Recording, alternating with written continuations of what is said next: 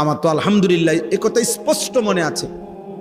তৃতীয় শ্রেণীতেই স্কুলের class 3-তে primary স্কুলে পড়তেই আমি আমার মার কাছে বলা যায় ইসলামের ইতিহাসের অসংখ্য গল্প কাহিনী শুনে ফেলছি। বেল্লালের কাহিনী শুনতাম, হাসান হোসেনের কাহিনী শুনি না কত কানছি। মারে প্রায় কইতাম, মা আবার কন্যা, কারবালার ঘটনা আবার কন।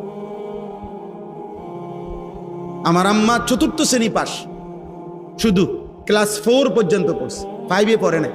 5-এর বছর মার বিয়ে হয়ে গেছে। আগে এমনই ছিল, আগে এমন ছিল না, আগে এমনই ছিল। মহিলারা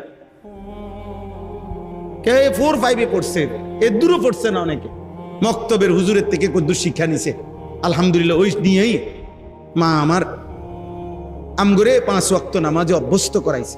আমরা 5 ভাই, আলহামদুলিল্লাহ 5 ভাই আলেমে দ্বীন হইছে। এই 4র্থ শ্রেণী পড়ুয়া মা